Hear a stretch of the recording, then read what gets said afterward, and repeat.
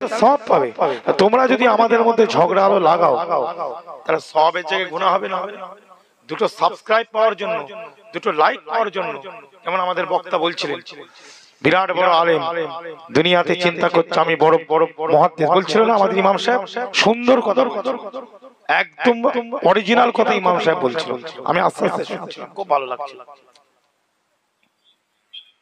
যে কোনো কাজ করো, তোমার ভিতরে একটা জিনিস থাকবে, আল্লাহ যাতে রাজি আমি তাতে রাজি। জোরে বলি, এই জিনিসটা কেন আমাদের? তাহলে দেখবেন সব ঝগড়া মিটে যাবে। ঠিক না ভুল? সব ঝগড়া মিটে যাবে।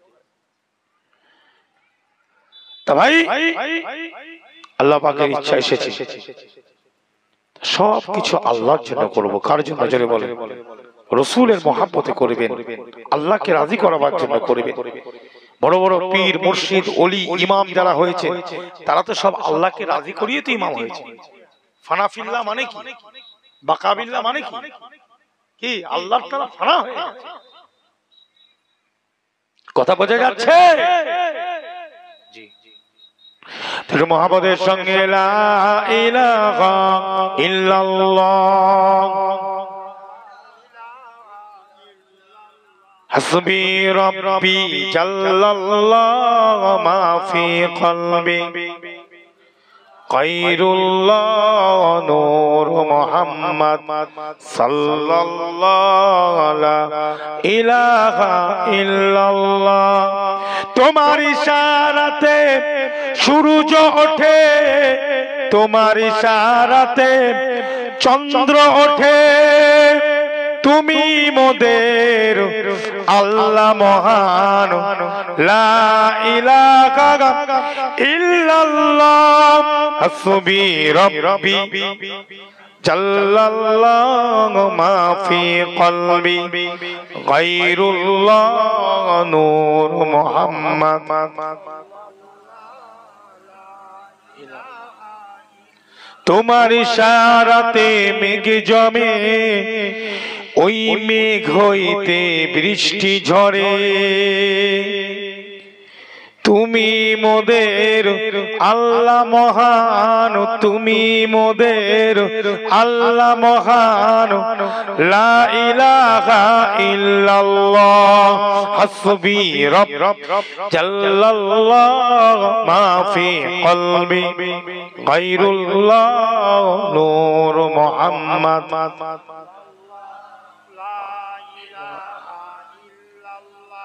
হাসবি রাব্বি জাল্লাল্লাহু মা ফি কলবি, গায়রুল্লাহ নূর মুহাম্মদ।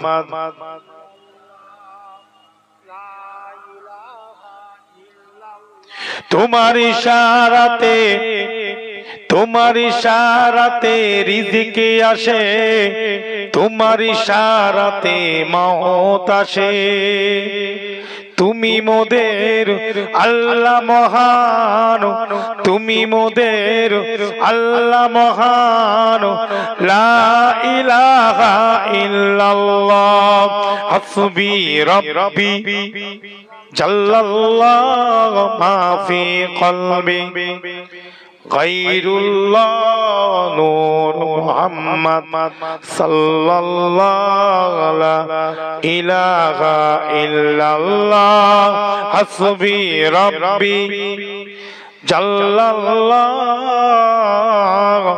মা ফি কলবি,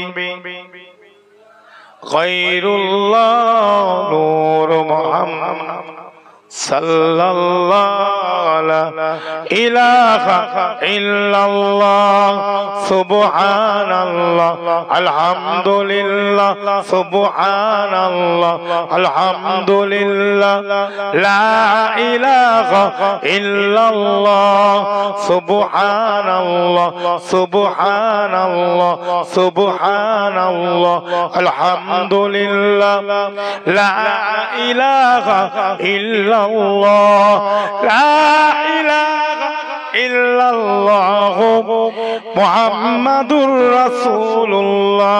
আল্লাহুম্মা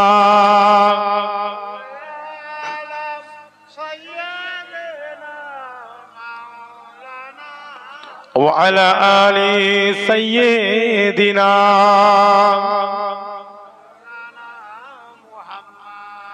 সকলে মহব্বতের সঙ্গে আমরা পড়ি সাল্লাল্লাহু আলাইহি ওয়াসাল্লাম।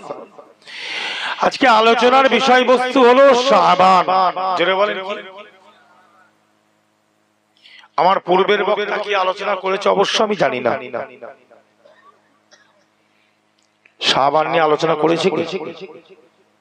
তাহলে আমি একটু করবো, তাই তো? শোনার ইচ্ছা আছে তো নাকি? সকলে বলুন ইনশাআল্লাহ। বলুন না ইনশাআল্লাহ, ইনশাআল্লাহ, মাশাআল্লাহ, জাযাকাল্লাহ, আলহামদুলিল্লাহ, আল্লাহু আকবার, আল্লাহু আকবার, আল্লাহু আকবার, সুবহানাল্লাহ, সুবহানাল্লাহ, সুবহানাল্লাহ, নারে তাকবীর, নারে তাকবীর, নারে তাকবীর। মাশাআল্লাহ। বিষয়বস্তু হলো মাস। বিষয় অনেক আছে। ঈমান একটা বিষয়, কথা ঠিক না ভুল জোরে বলে। নিয়ত একটা বিষয়, নামাজ একটা বিষয়, হজ একটা বিষয়, যাকাত একটা বিষয়, আছে না নাই? সাথে সাথে জি এতিম মিসকিন ফকিরের আলোচনা আছে না নাই? কোরআনে হাদিসে আছে। আল্লাহ পাক কোরআনে সব দিয়েছেন, জোরে বলুন। ভাই অন্য কারোর গ্রন্থ অন্য কারোর গ্রন্থ ধার করে কথা বলার আমাদের দরকার আছে? কোরআনই আমাদের কাছে যথেষ্ট। কোরআন শরীফ আমাদের কাছে যথেষ্ট। সব কিছু আল্লাহ পাক কালামুল্লাহ শরীফ কিতাব মুবিনের মধ্যে আল্লাহ দিয়ে দিয়েছে। এত সুন্দর একটা কিতাব আল্লাহ নাম দিয়েছেন কিতাব মুবিন। নাম হচ্ছে ফুরকান। হক এবং বাতিল, হক হক এবং বাতিল, সত্য মিথ্যা, হালাল হারাম, জায়েজ নাজায়েজকে, বৈধ অবৈধকে, মিথ্যা সত্যকে এই কোরআন তাফরিক করে দেয়। জোরে বলুন। এই জন্য এই কোরআনের অপর নাম হলো ফুরকান।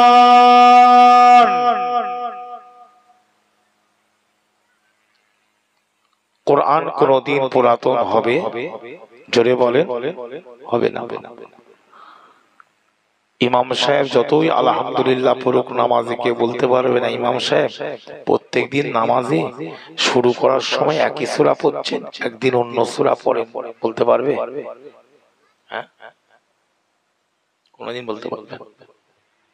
জি, সেই কোরআন এলাকায় যদি আপনার এই পাতিখালি 12 নম্বর, তাই তো নাকি? হ্যাঁ, বটতলা, উত্তর পাতিখালি, এই 12 নম্বর উত্তর পাতিখালিতে যদি প্রত্যেক বছর একটা করে আপনি বক্তা আনেন, একই বক্তা যদি 3 বছরও আনেন, আপনি যদি নিয়ে আসেন 3 বছর একই বক্তাকে আপনি নিয়ে আসছেন, সে আপনার এলাকায় যদি সূরাতুল ফাতিহা, সূরাতুল ইখলাস, এই সূরাগুলো দিয়ে যদি আলোচনা করে, আপনি বলতে পারবেন না এটা পুরাতন ওয়াজ? বলতে পারবেন? কোরআন কোনদিন পুরাতন হয় না, হাদিস কোনদিন পুরাতন হয় না। এই জন্য নিয়ত ঠিক রাখতে হবে, বক্তারও নিয়ত ঠিক থাকতে হবে, শ্রোতারও নিয়ত ঠিক থাকতে হবে। وعن أبي هريرة رضي الله تعالى عنه قال قال رسول الله صلى الله عليه وسلم إنما يبعث الناس على نيتهم। জোরে বলো।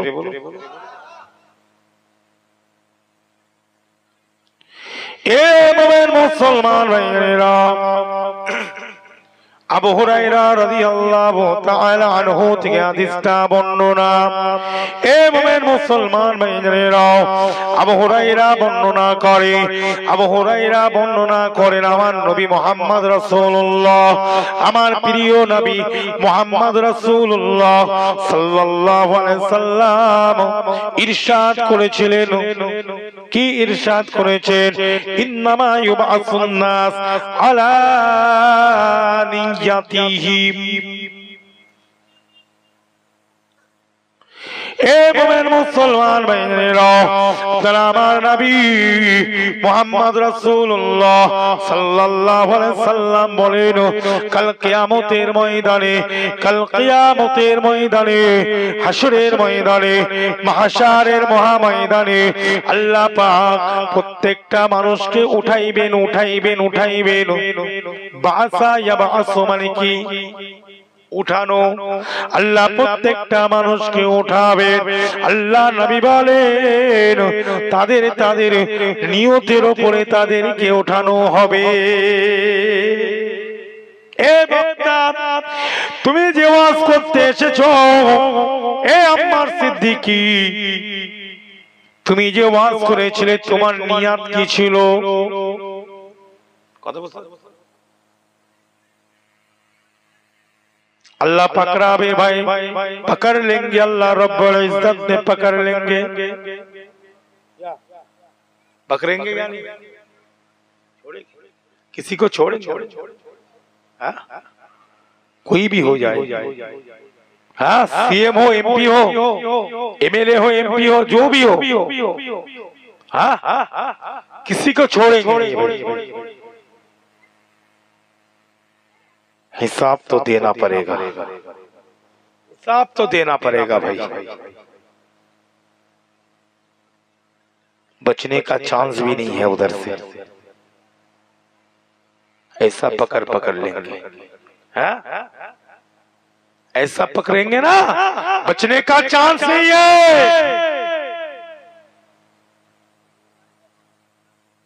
वाइजिन हो, तुम्हें स्वामी, তোমার বউ, তোমার বিবির তুমি ঠিক মতন হক আদায় করোনি, আল্লাহ ছাড়বে? আল্লাহ তোমাকে চোখ দিয়েছে, তোমাকে কান দিয়েছে, তোমাকে শরীর দিয়েছে, সব কিছু দিয়েছে, তার একটা হক আছে না নাই? সে হকটাকেও তোমাকে আদায় করতে হবে। কাল কিয়ামতের ময়দানে ওই জুজ আজজা গুলো তোমার খিলাফে আল্লাহর কাছে নালিশ জানাবে। এ মুমিন মুসলমান, এই হাতটা তখন কথা বলবে, এই হাতের জবানকে আল্লাহ পাক খুলে দিবে।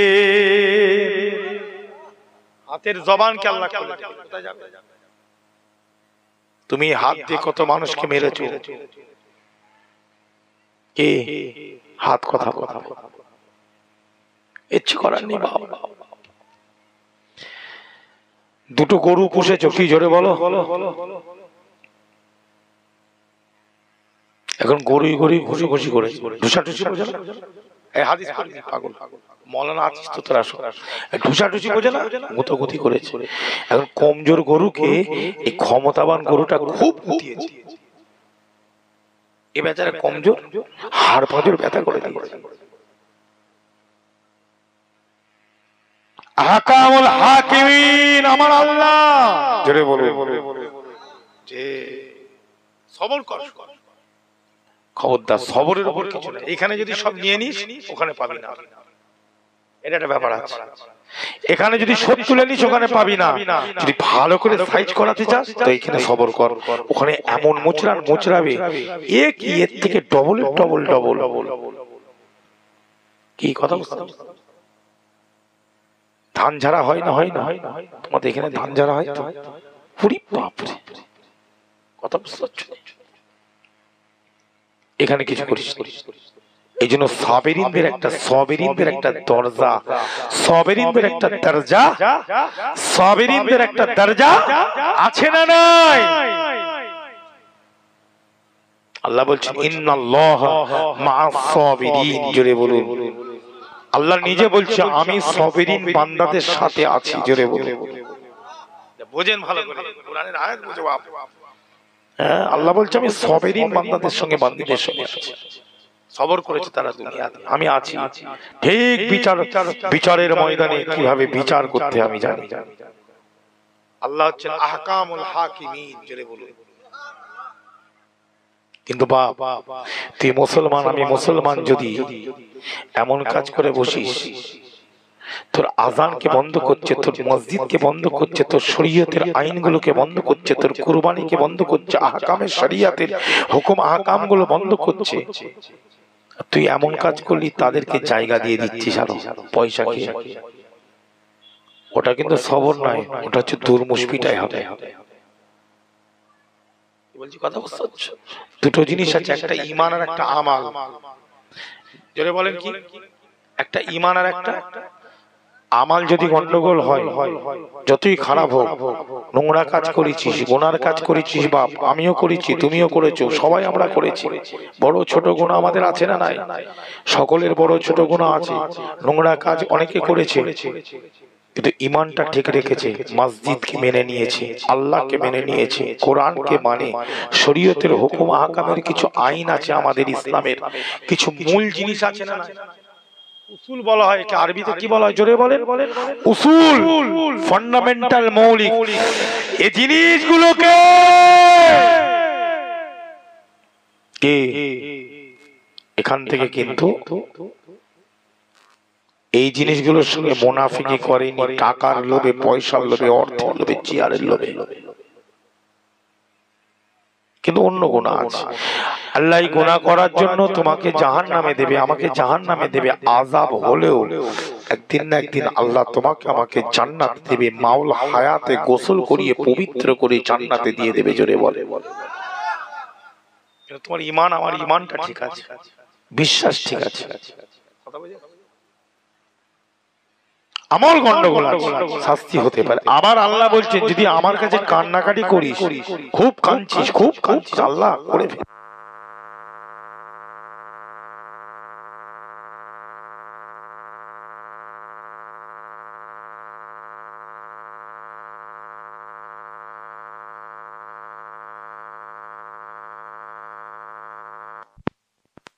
ওয়া আলা আলি সাইয়্যিদিনা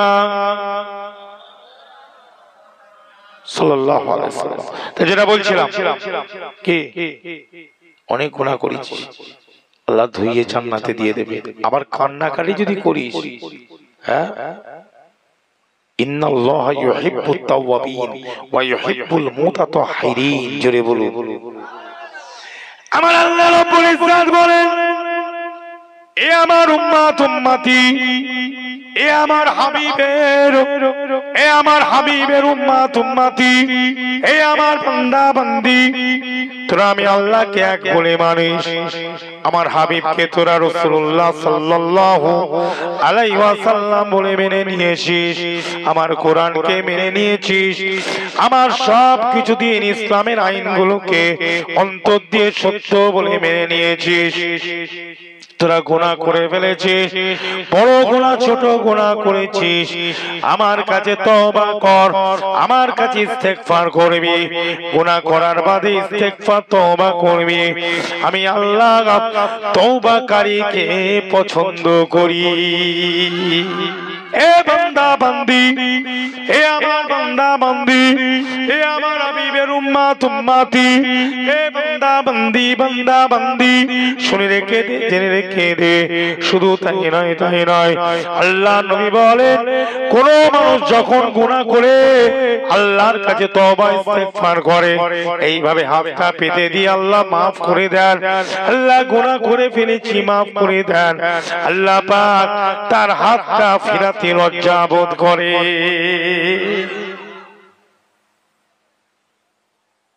কথা বুঝলেন?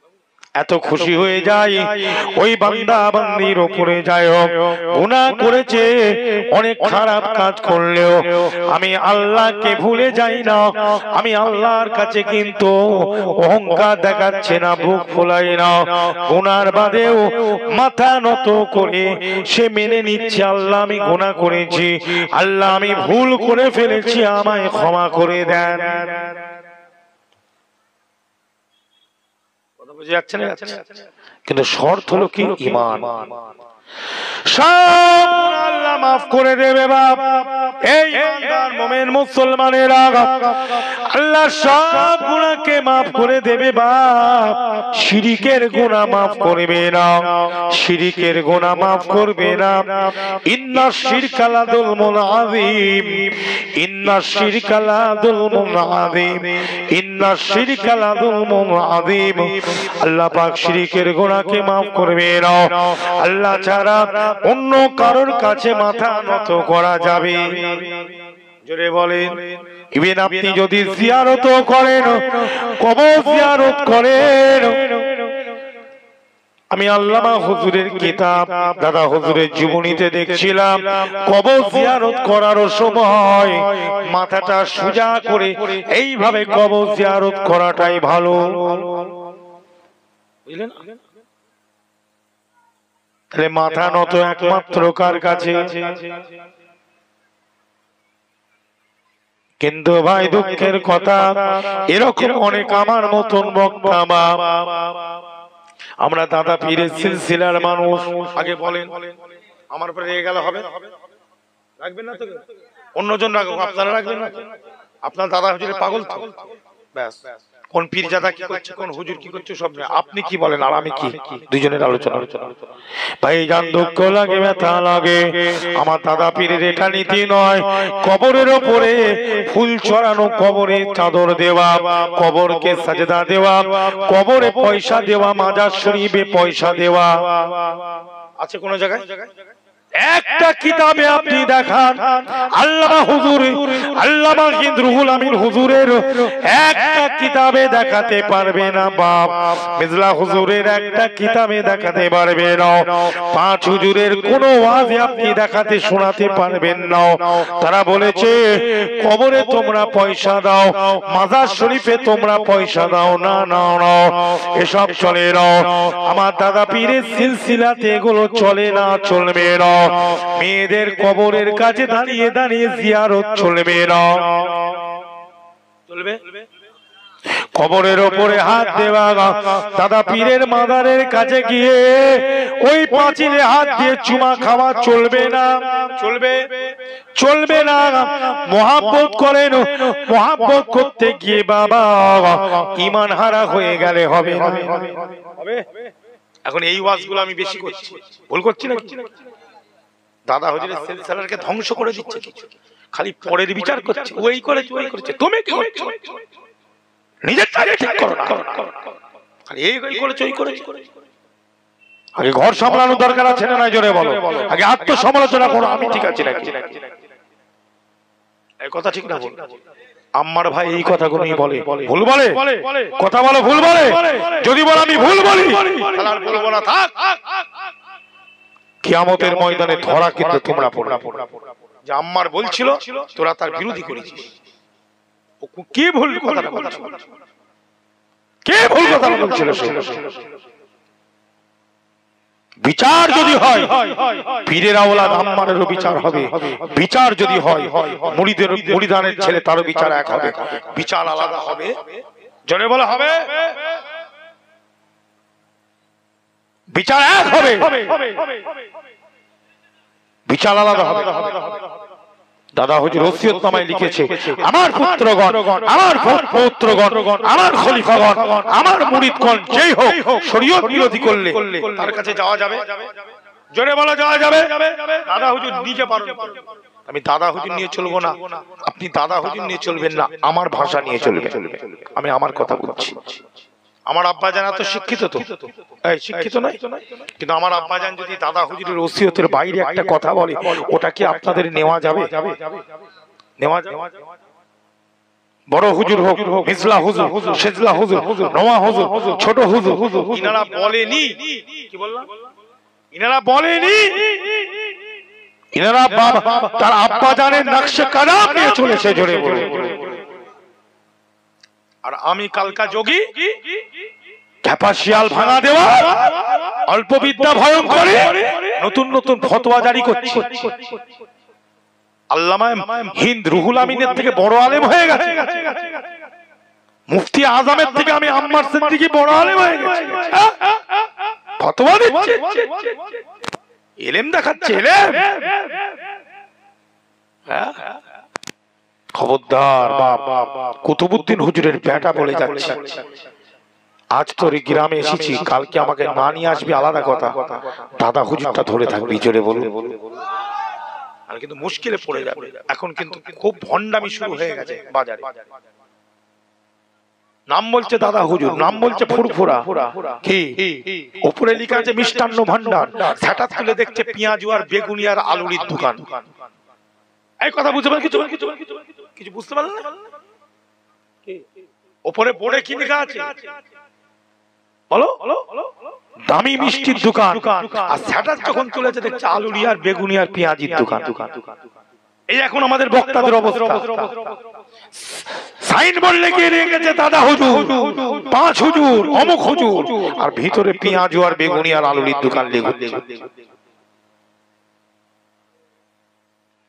আল্লাহ যেন আমাদের ঈমান আমানকে হেফাজত করে, জোরে বলেন আমিন। মুসলমান, মুজাদ্দিদ জামানের সিলসিলাটা একটা সুন্দর, স্বচ্ছ, পরিষ্কার, পরিচ্ছন্ন, ভাইরাস ব্যাকটেরিয়া মুক্ত সিলসিলা, জোরে বলুন। আমি পড়ছিলাম তো দাদা পীরের জীবনী তো পড়েছি। এই কালকে এক জায়গায় গিয়েছিলাম, এর আগেও আমি তাদেরকে বললাম, ভাই আপনারা দাদা পীরের মুরিদ, হাত তোলেন। বলছে যে হুজুর, সব হাত তুলেছে। ওই হাতে নামান, এবার হাতটা তুলুন তো, একটা হাত তুলুন তো, দুটো হাত, তিনটে হাত হলেও আমি খুশি।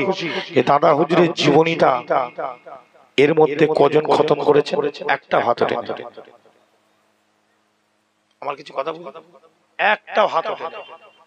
দাদা হুজুরের মুরিদ, পীরের মুরিদ, তোমার পীরের জীবনী খতম করোনি, তাহলে তুমি পীরের কি বুঝলে? আম্মা সিদ্দিকী একটা ভুল ওয়াজ করে চলে যাবে দাদা হুজুরের নাম দিয়ে। তুমি যদি তার জীবনীটা না পড়ো, আমার ভুলটা ধরতে পারবে? এই কথা বুঝে না, ভুল ধরতে পারবে? তাহলে আমি আপনাদের ভালোর জন্য বলছি না খারাপের জন্য বলছি?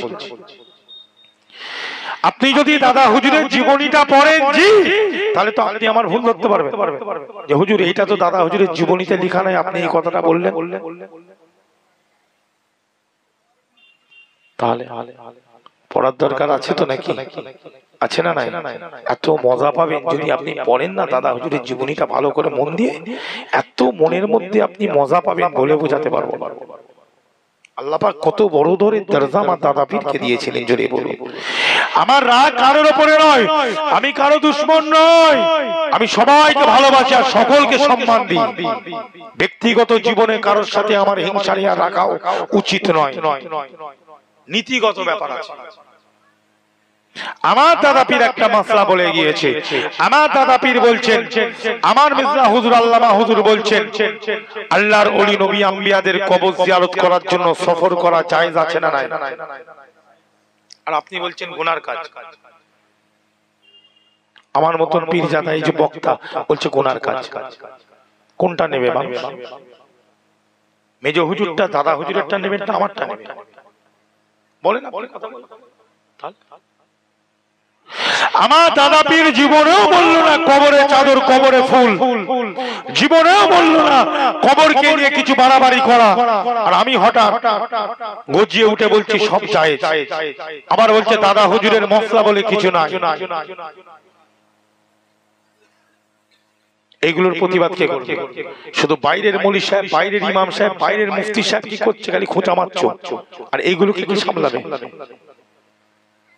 তাহলে এক ধাপ থেকে সব নাম লিস্ট কর, যেগুলো গন্ডগোল আছে সাইড করে দে, সব আমি আছি।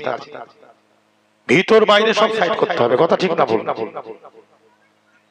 এই কথা ঠিক না? দাদা হুজুরের সিলসিলা যদি ঠিক রাখে, এই জায়গাগুলো আল্লাহ আমাদেরকে বসিয়েছেন, চাঁদা পয়সা দিয়ে আপনারা করেছেন। এখানে আমি আলোচনা করব কিসের? আল্লাহর ওলিদের। এখন যে আলোচনাটা করছে এটা কার আলোচনা? দাদা হুজুরের না? আমি কি দুনিয়ার কোন পার্টির নেতার আলোচনা করছি? চলবে? পার্টির নেতার আলোচনা চলবে না, দাদা হুজুরের চলবে, আল্লাহর নবীর চলবে, কোরআনের চলবে। আপনি নেতার আলোচনা করুন, আমি বারণ করছি না। আলাদা স্টেজ তৈরি করুন, আলাদা মেম্বার তৈরি করুন, সেখানে আলাদা ভাবে আলোচনা করুন, কোনো অসুবিধা নেই। এইটা হচ্ছে ইসালে সওয়াব, এটা হচ্ছে দোয়ার মাজলিস, এটা হচ্ছে মাহফিল, এটা জান্নাতের বাগান। জোরে বলুন।